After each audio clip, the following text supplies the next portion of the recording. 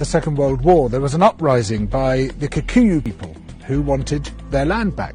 The Kikuyu were herded into concentration camps and fortified villages, almost the entire population of over 1 million people. People were systematically tortured to death. They invented a new kind of pliers whose purpose was first to crush men's testicles and then to cut them off.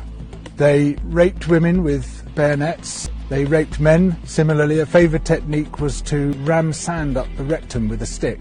Sometimes they were rolled up in barbed wire and kicked around the compound until they bled to death. Some of the British soldiers boasted about this. This is within living memory. The Colonial Secretary lied about it. The papers documenting it were burnt. The impact of the rich and powerful nations has been so phenomenally murderous and destructive that it has been completely airbrushed from our national consciousness. In order to justify the land-grabbing colonial projects, you had to create an ideology. We, the Europeans or the Americans, have come to rescue the rest of the world from its depravity and backwardness.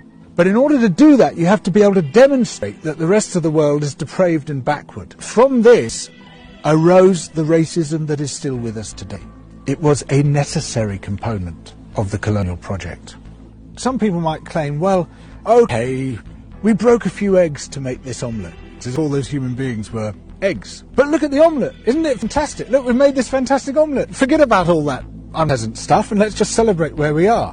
Where we are is a continuation of the project. We commodified people's land and people's labour and turned it into our property. We're also destroying the rest of the living world alongside it. We don't have to be like this. We are the same human beings as anybody else. We're all part of the same big human family. We just have to recognise that, accept that. And of course, within Western countries, there are plenty of brilliant people resisting colonisation, both internal colonisation within our own countries and external colonisation of other people's countries.